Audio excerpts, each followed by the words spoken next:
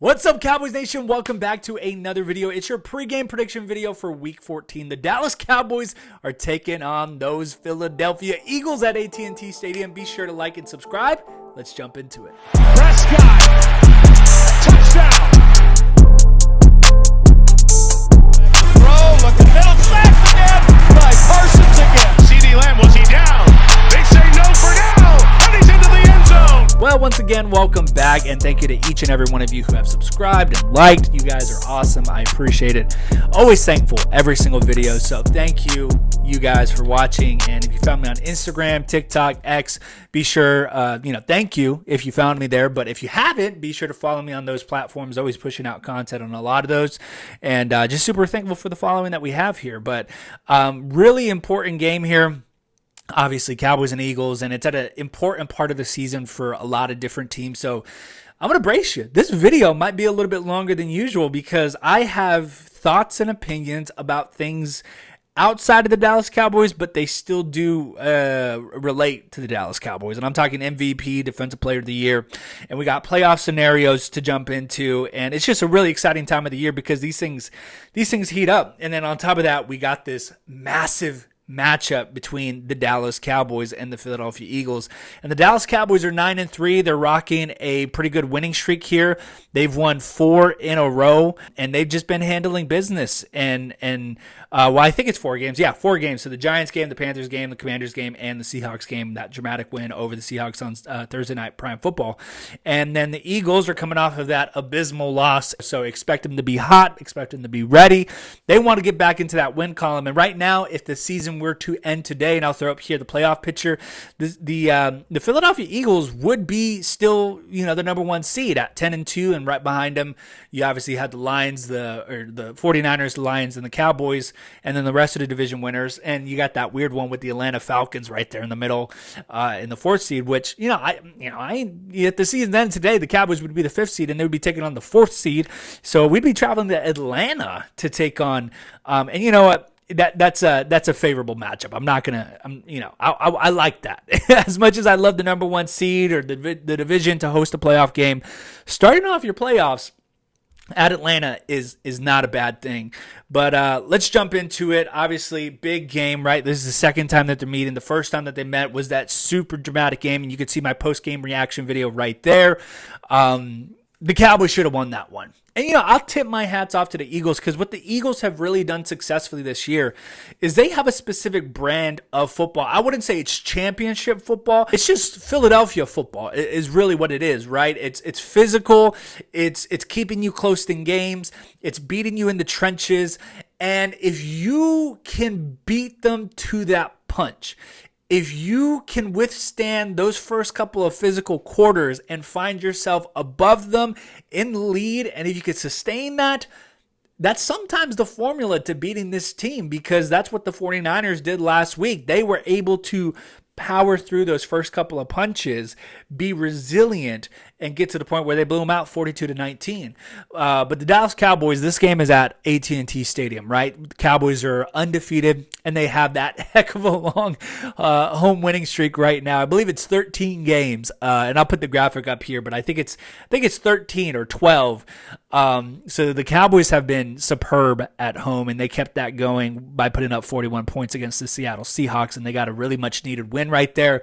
Kind of got the criticism off their back. A lot of people were saying, they can't beat anyone above 500, and Seahawks were 6-5, and now we get a ramp up of intensity. We've been talking about this all season long, and if you've been watching me, I've been alluding to it. We've always been looking towards that end of the schedule, and here we go. We're here. I can't believe it. And it's week 14 in the season. Can you believe it? And so, like I said, they're on a 4-game winning streak. Their last loss was against the Eagles. But let me throw this graphic up here, because this is really interesting. I saw this. The Dallas Cowboys have 5 straight home wins between the Cowboys and the Eagles, dating back to 2018. That's insane. I was not aware of this home winning streak against the Philadelphia Eagles, but when you kind of put 1 and 1 together and you see it like that, you're like, oh snap, yeah, we have beat the Eagles at home. So a little bit of confidence there, right? Obviously the Cowboys have struggled to go on the road, and that's been the case for a couple of seasons, and it's just always hard to win on the road, and the Cowboys are 3-3 on the road. So, but we'll get into that when we got Buffalo the week after, and when we got Miami. We'll talk about that, believe me. But that's where the Cowboys stand right now. So let's talk about the playoffs and the NFC East before we jump into our typical, defense versus offense and all that kind of stuff, which there's a lot to get into. Basically, if the Philadelphia Eagles win, and this is their scenario here, and I'll post it right here because it gets very detailed very quickly. There's 3 total teams that have playoff scenarios. It's the 49ers, the Cowboys, and the Eagles. If you ask me, I think the 49ers have the kind of the simple one. We'll jump into that here in a little bit. But as you can see, the Eagles, they got a long list. But really, all I look at when I look at these playoff scenarios, don't get too frightened by it, is I'm just looking at 1 through 4, right? Because, 5 through 10 just kind of requires the Eagles to have a tie. But 1 through 4 are all wins. So, right, if the Eagles win, for example, if we take a look at that first one, Eagles win, and the Seahawks lose, boom, they're in the playoffs there. And, you look at the rest of the matchups there, they require a win, right? So the Eagles got to bounce back. They got to win on Sunday Night Football. They got to beat the Cowboys. And in doing so, they would be sweeping the Cowboys. And then quickly, before we take a look at the Cowboys, let's circle back around to the 49ers. This is their playoff scenarios here for the 49ers to make it into the playoffs, to clinch a playoff berth. They're taking on Seattle, who are 6-6. And so, a win or a loss, a win or a Green Bay loss, a win or a Vikings loss. And then, that last one is just ridiculous. I don't really pay attention to the ties when it comes to the playoff scenarios, but you look at that, that's what you're looking at. But then we jump over to the Dallas Cowboys, and they do have their first clinching scenario going here into Week 14. And before we jump into that, though, if the Cowboys win, technically, yes, they are the number 1 seed in the NFC East. Or sorry, they take the lead in the NFC East. That was poor wording on my part there. They're not taking the number 1 seed or anything like that. They would just be first in the NFC East because they would have the tiebreaker, right? So let me explain that a little bit here, and I'll actually post that right there because I got photos of that too. Is they would technically be 10-3, right? If the Cowboys win on Sunday night. And when you have a tiebreaker, the first game that you look at is the head-to-head matchups. Well, the Cowboys, if they win on Sunday night, it would be split. It would be 1-1. So the second thing that you look at that point would be their record within a division. Now, if the Cowboys win, their record goes up to 4-1, and then the Eagles go to 3-1. So technically, based on percentage, the Cowboys would have the better, division record within a division. So they would take a temporary lead in the NFC East. But it gets a little bit complicated in that because, say, for example, and I'm just, I'm tossing this out here.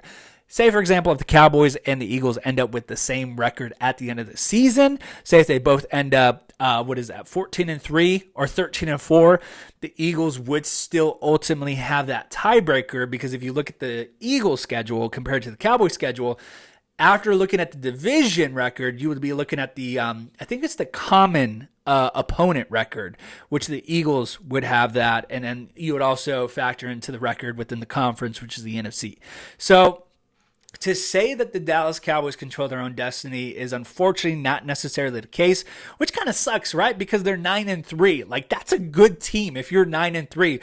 But I think that's just to say how competitive the NFC is compared to the AFC. I mean, you could be a 9-3 team and only lose 3 times, and you're the 5th seed. I mean, that's insane, right?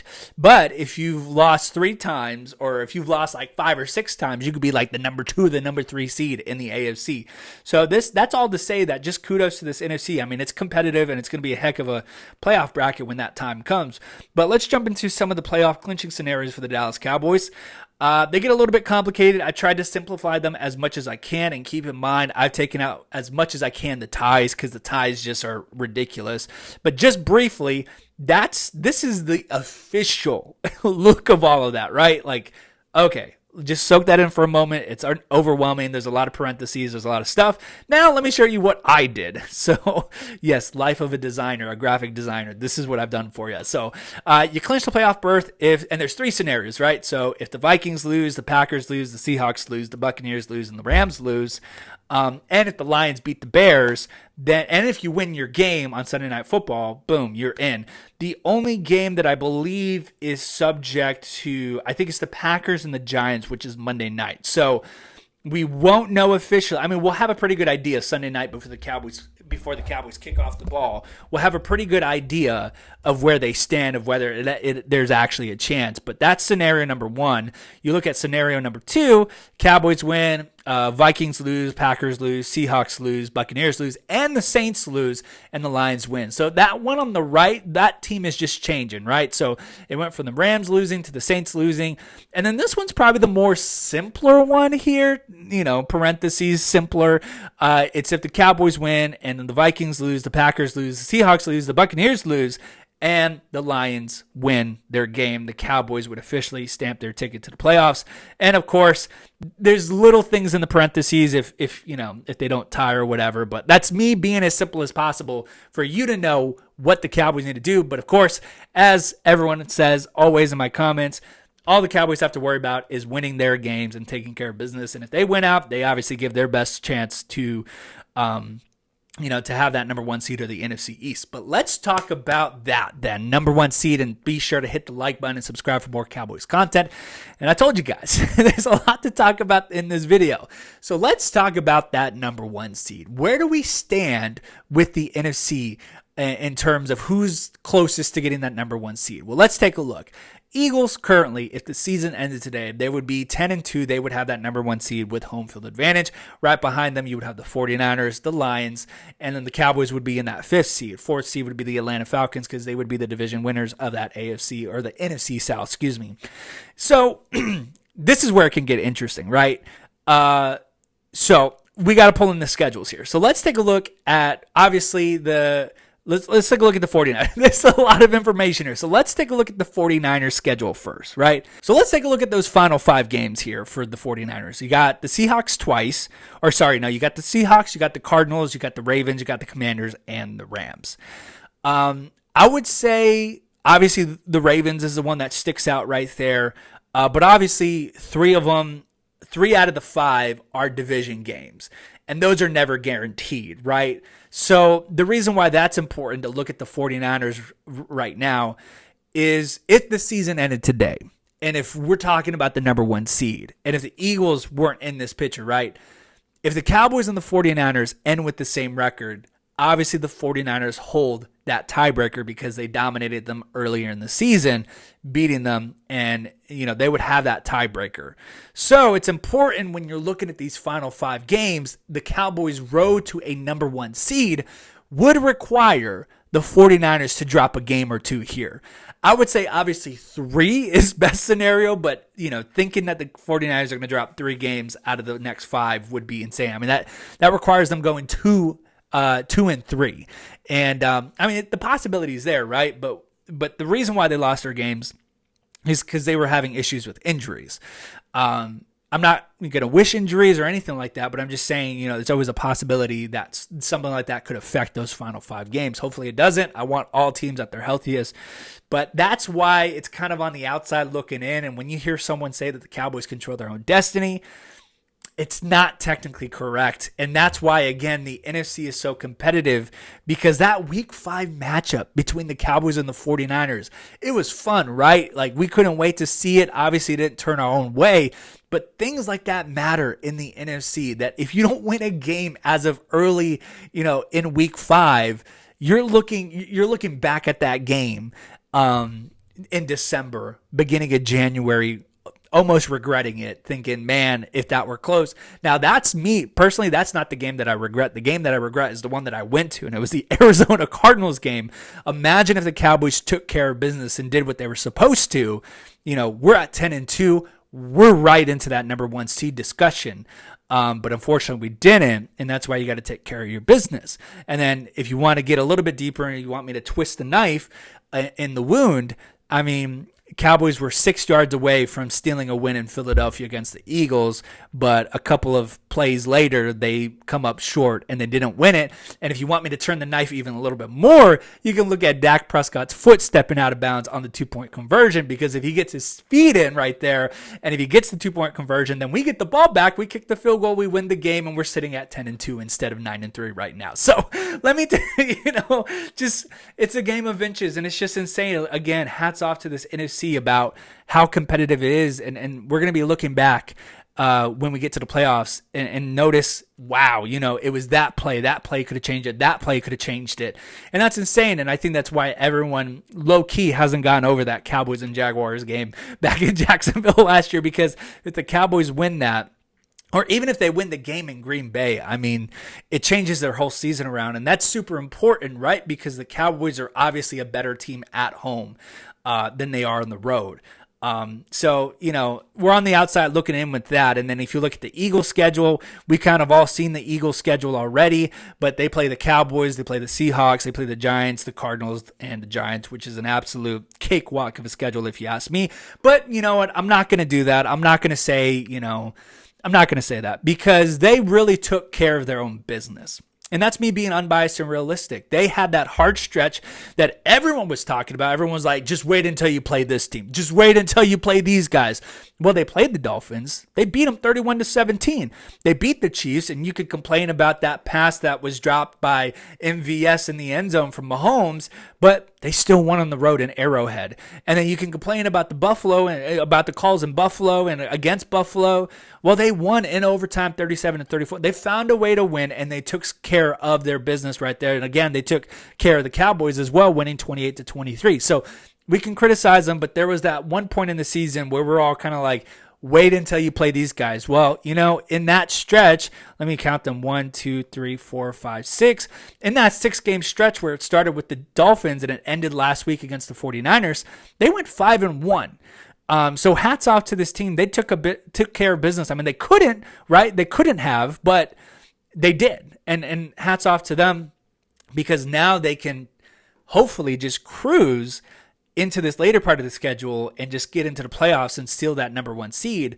But as for the Cowboys on our side, obviously it heats up, right? So you got the Eagles, you got the Bills, you got the Dolphins, you got the Lions, and the Commanders.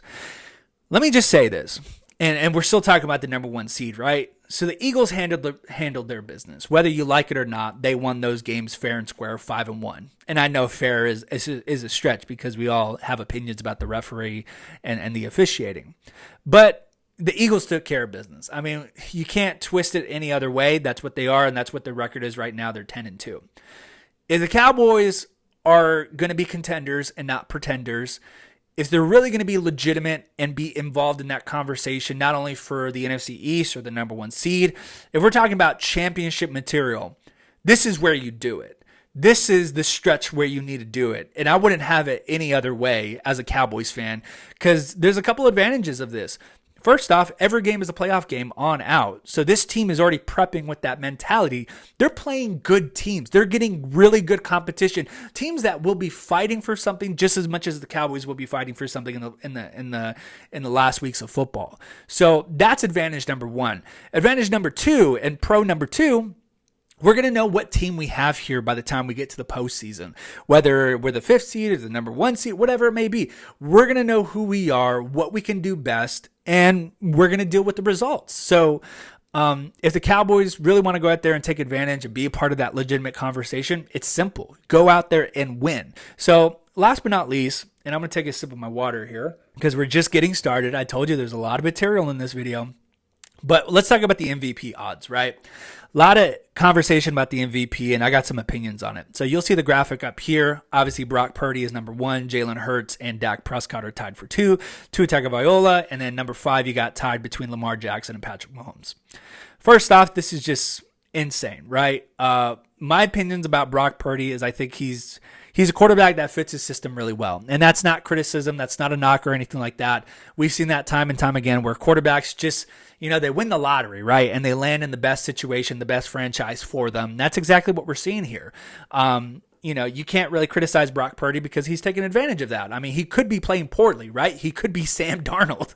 Yeah, I know Sam Darnold catching a stray, but he's not. He's playing really well. But in my opinion, when you look at prior MVPs, if you look at their performances, if you look at how they stand out, to me, Brock Purdy doesn't fit that. I mean, if we're just going to dilute most valuable player in the National Football League to being the quarterback on the best team with the best record, I mean, what are we doing here? That's not an award to recognize the best player and the most valuable player in the National Football League. And if you think I'm going to say Dak Prescott, you're wrong. I'm not going to say Dak Prescott. I think Dak Prescott has made a legitimate conversation to be in this conversation, which he is. If you look at the graphic, he's in there, and I can be pleased with that, and I can be satisfied that his name's in the conversation because he's earned it. He's played as one of the better players in the league. But look, the problem that I have with this list, it's all quarterbacks. It's all quarterbacks. And I don't think any of these players have played better than Tyreek Hill or Christian McCaffrey. I would put those two above any of these players right here. And if I had to choose the best quarterback out of this list, it would honestly be Dak Prescott. But I mean, this is ridiculous. The most valuable player is more than just a quarterback. We talk about the NFL, we talk about the game of football being a team sport, but we diluted it to just quarterback play like they're the best player on an NBA team. It's not the same. It's not like that. And Tyreek Hill is doing something special, and he's having an insane year. And if you take a look at the stats, he's on track for a 2,000-yard season, 12 touchdowns. In my opinion, it is ridiculous how his name's not even in this top 5 or this, the top MVP odds. Hopefully it changes and hopefully they realize that. But Tyreek, for me, is your MVP for the National Football League. But with that being said, be sure to like and subscribe. And let's jump into this Cowboys defense and Eagles offense. As you can see from the graphic, and I say this all the time, right? Stats do not lie. Now, stats, and I say this every video, right? Like stats, you don't always want to formulate your entire opinion based off of stats because, there's little intricacies and there's little minor things from stats that don't really show you the whole picture. Sometimes you definitely do have to see the whole game. But look at this. And this is exactly what I'm going to be talking about in this video and this matchup. The Philadelphia Eagles, they are a good team. I'm not going to knock them. I'm going to try my best to not disrespect them as much as I don't like them. But they are a good team. They're very talented. They have one of the best offensive lines in football. They have a really great quarterback in Jalen Hurts. They have an amazing wide receiver in A.J. Brown and Devontae Smith. And they have a really good defensive line. Like, they are not bad. They are not any of that. They are a good football team. But to say that they are the best team in the NFL, it's just not true. There's no facts in saying that. They may have the best record in the NFL, but that's not necessarily their fault because that's who they play. They don't choose who they play. And like I said, they've taken care of the opponents that they have. But if you look at the stats, they're not jumping out as you would think that they would from all the hype at the beginning. I think the Eagles are a good team, like I said, but they are very overrated, in my opinion. Like I said, they're a good team. I don't want to disrespect them. I'm giving you kudos to the fact that you're a very talented team. But when I look at the best teams in the NFL, the Eagles statistically do not fall on that sheet. If you look at the stats, if you look at where they rank, they've really, if you look at that point differential and if you look at where they stand at the end of those games, if Scantling catches that pass in Kansas City, right? Like there's little things like that make a difference. If Gabe Davis runs the right route or if Dak Prescott doesn't step out of bounds, there's little things like that obviously the opponents have to take care of and they didn't, and the Eagles ultimately capitalized on that. But I say that because if you look at the stats right here, stats don't lie. I'll say it again. Like, they're overrated. The Eagles are overrated, and they're not as great as a lot of people have made them out to be. But you look at this, their defense, their offense, is 10th in the league, and that's not bad. Like I said, I'm not saying they're bad. I'm not saying they suck or anything like that. It's just they're not as great as a lot of people have been talking about, and sometimes they get that reputation for having the best record in the NFL. But, these stats don't lie here. But let's talk about the last game, right? So the last time the Eagles ran the ball really well. You look at those back-to-back drives towards the end of the game in the third quarter, they ran the ball really well. And I think one of the best strong suits of this Eagles team is their offense, hands down. I mean, they got A.J. Brown, like I just mentioned, Devontae Smith, and DeAndre Swift, and obviously Jalen Hurts is that dual running attack, passing the ball and running the ball. This offense is the real deal. I will tip my hat to this Eagles offense, and I think with them being on the road, I think that's a misconception, because if you look at the prior games that they've had in Philadelphia, I think the Eagles are going to be pretty comforted by the idea of playing inside AT&T Stadium on neutral ground on turf. Instead, I mean, you look at the Buffalo game, you look at the past game against San Francisco. I mean, Philadelphia is a great environment for their fans, and Lincoln Financial has that home field advantage with their fans. But I mean, I think the Eagles are looking forward to a nice, cozy stadium inside on neutral field, which unfortunately doesn't pay well. That's not a really good situation with the Dallas Cowboys, because they want to take advantage of that home field advantage that they have at home, and they haven't lost a game in the past 2 seasons. But I think they're going to be pretty content with the fact that, and I'm talking about the Eagles, they're going to be pretty content with the fact that they're going to be playing at AT&T Stadium. But in Philadelphia at Lincoln, you almost have to run the ball, just due to that weather. That's their style of football, and that's what we saw, right? That's what we saw in that past game, and that's what we've seen in the past few weeks. But this is where it can really open up for their offense, and we can see more passing. We can see that offense attack to their wide receivers. But here's the other thing, right? Talking about their offense and giving credit to their offense, let's talk about our defense. I mean, penalties, the penalties, I do believe that they do get better. I believe there's no way, and knock on wood, right? I don't believe that they reciprocate or they replicate what happened against Seattle, because there were just some really ridiculous penalties against Seattle. I mean, offsides was the more common one, and there was a handful of calls like that. And then, pass interference, just lack of discipline, and you can chalk it up to just, maybe playing the 3 games in 13 days or whatever it may be. I'm not going to throw that as an excuse, but, that could be a factor. But I do believe that they play a little bit more discipline, and you have to. I mean, you got to give credit to the Eagles, right? I mean, like I said, I'm not disrespecting them. They're not a bad team. They're a good team, and they can take advantage of where you fall short. And they did that last game, right? They scored when the Cowboys didn't, and they took over the ball and ran the ball when they were supposed to. And, those kind of penalties and those kind of mistakes, they'll fly against the Seattle Seahawks, because the Seahawks are 6-6, right? You are what your record says you are. But against the Philadelphia Eagles, I mean, that's what they're known for, right? They will take advantage of when you make a mistake. If you don't believe me, just look at those games against Kansas City, against Buffalo. They will find a way to win if you get the opportunity to. The point is, the object of the game is just not to allow them and don't get in that position. And the Cowboys did exactly that. They allowed that in that earlier matchup in Philadelphia. But like I said, the Eagles offense is the real deal, and I think they'll be pretty tough.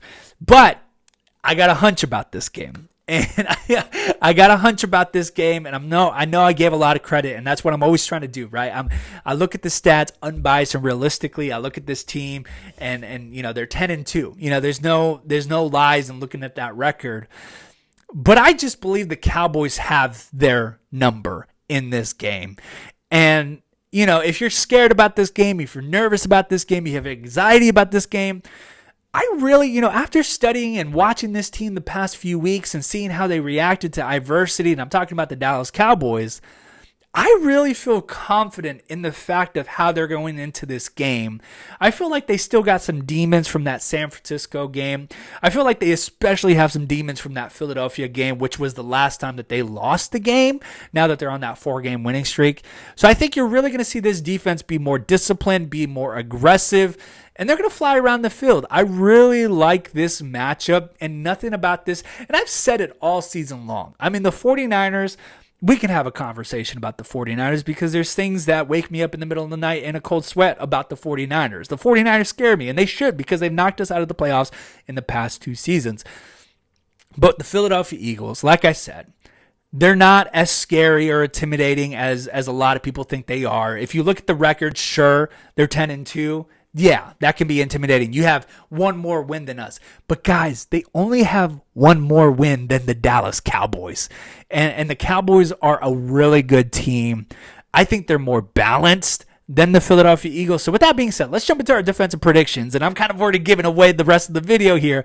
But I believe this defense has a really outstanding game on Sunday Night Football. So I believe the Dallas Cowboys get multiple sacks on Jalen Hurts. I'll go out there and say 3 sacks on Jalen Hurts. I feel like Jalen Hurts has a hard day against the pressure and against this Dallas Cowboys defensive line. I also believe that there's multiple interceptions on the table here for Sunday Night Football, and I believe Hurts throws a couple of interceptions in this Sunday night game. I believe the Eagles offense ultimately struggles in Dallas against this Cowboys defense, and I predict that they will score less than 20 points. And I'll give you one more prediction. I believe the defense scores in this game. It could be a fumble, could be a pick six, but the point is this Cowboys defense will get a takeaway, and it will turn into points. That's my defensive prediction. Once again, thank you so much for watching this video, and be sure to hit that like button and subscribe for more Cowboys content. And let's jump into this Cowboys offense versus this Eagles defense. Let's take a look at the stats again. This Cowboys offense is hot. They are rocking. They are rolling, 5th in the NFL against this subpar defense that apparently got more help over the week, right? With Shaq Leonard joining the Philadelphia Eagles on a 1-year deal after he visited the Dallas Cowboys already. But that's okay. That's fine. That's fine. If you want to give the Cowboys a little bit more motivation, which I'm sure they're not even thinking about it, you gave them motivation. So, but last time, I mean, on grass, in Philadelphia, on the road, Dak Prescott had himself a day, right? That started this whole MVP talk, this whole incredible stretch that he's been playing. And if you think it was just that game, well, it wasn't, because Dak Prescott did it last season on Christmas Eve against a better Philadelphia Eagles offense, or defense, in my opinion. This offense will continue its success. But I will tell you, I believe they attack in a different way.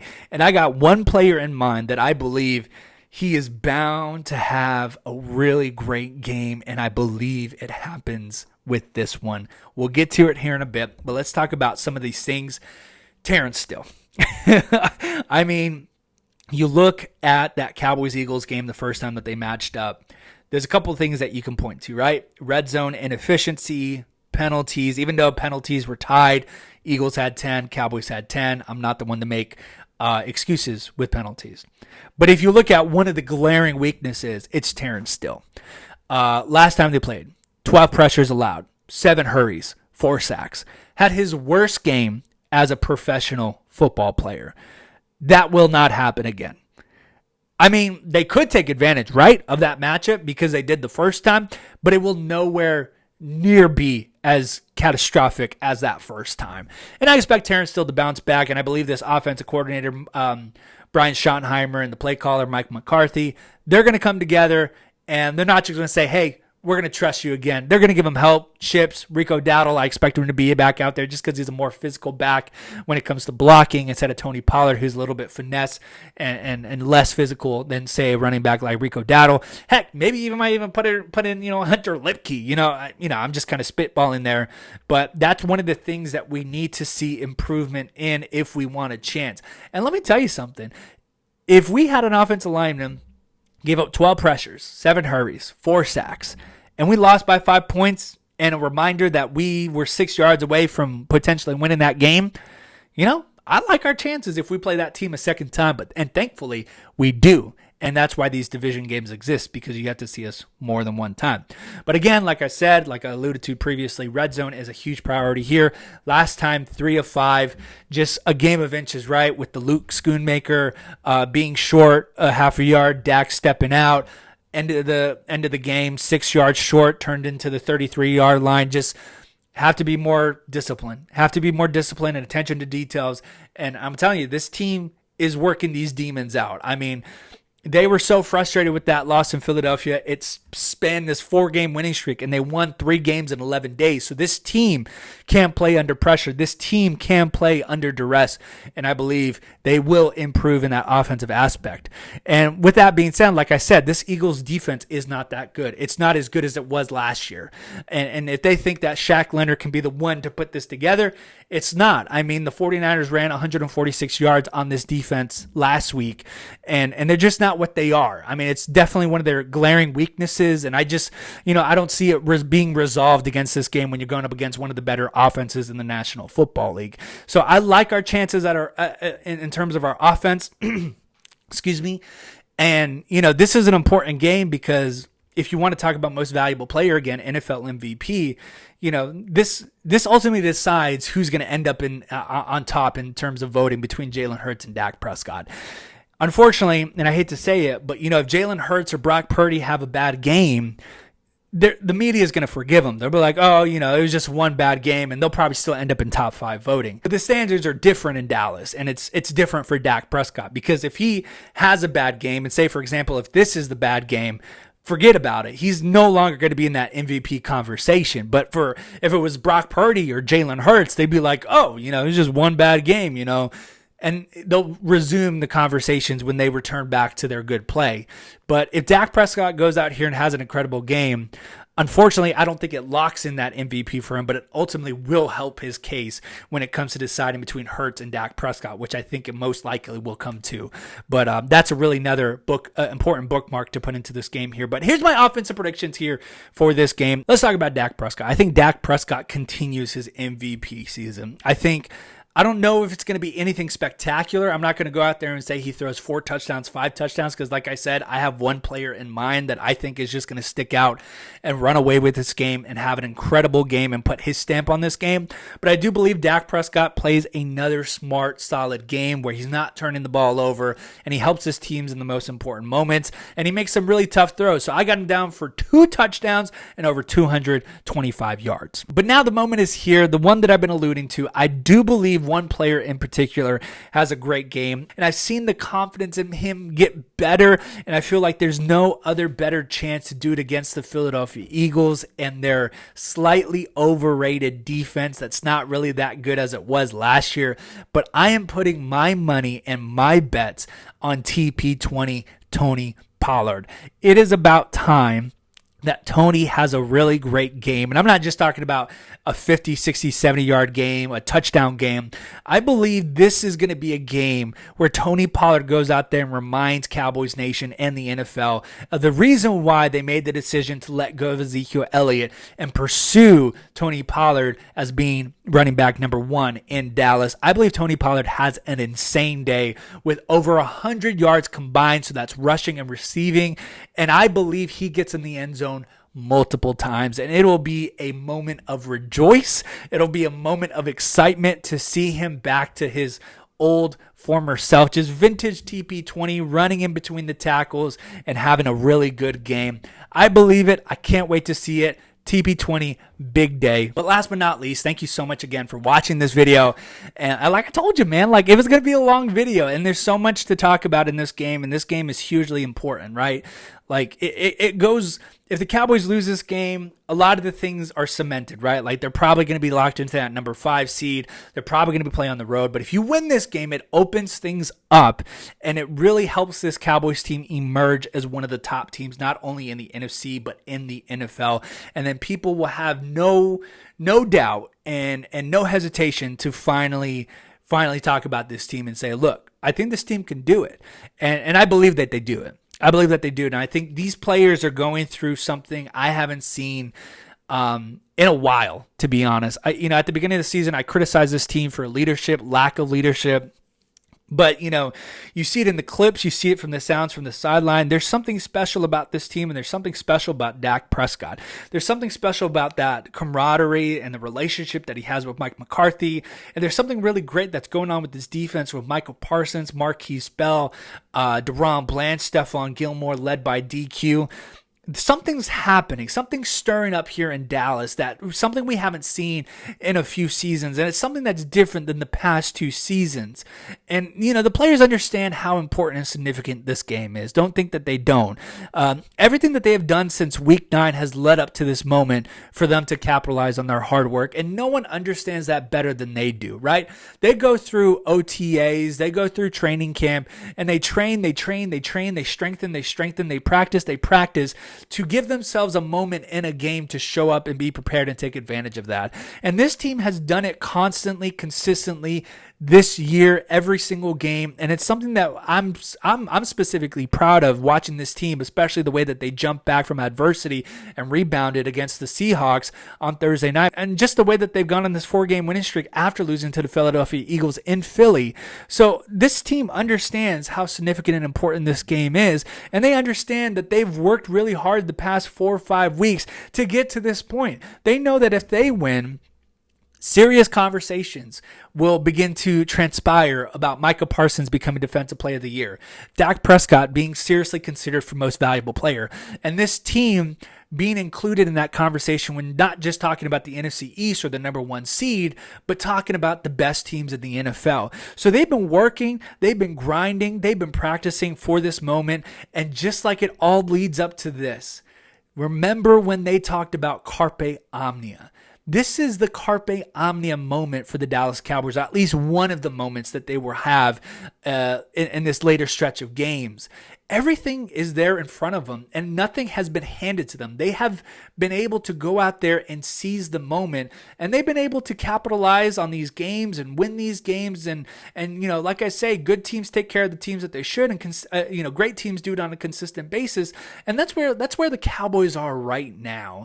And now they have a moment to seize everything, to take that next step, and I believe they do. When you look at this modern era with the Dallas Cowboys, when you talk about those special seasons that have always transpired, and we look back at 2007 when we beat the Green Bay Packers, and that was that battle for the number 1 seed, or if you look at 2014 when we went to Seattle and we beat the Seahawks, or if you look at when the Cowboys beat the undefeated New Orleans Saints, there has always been a moment in that modern Cowboy history where there's been a game that you can hang your hat on and be like, this is what that Dallas Cowboys team did. Everyone was counting them out. Everyone was expecting them to lose. Everyone was expecting them to choke or not live up to the moment. But no, they seized the moment, and they seized everything, and they won. And I believe this game, Sunday Night Football, everyone's going to be watching. The nation's eyes will be on this game for a battle between 2 MVP favorites, between Dak Prescott and Jalen Hurts, and 2 big teams, not only in the NFC East, but in the NFC.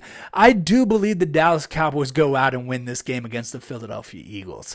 I believe they split, and back to my season prediction video back in May, I had always predicted that it was going to be split. So yeah, the Eagles got a game in Philly, and we get a game at AT&T Stadium, and both teams protect home court, home field, and the Cowboys are going to come out with the win in this game to advance to 10-3 and ultimately have that tiebreaker, and they should have the lead in the NFC East by the end of Sunday Night Football. Now, when it comes to the game prediction, I know a lot of people are excited about this game.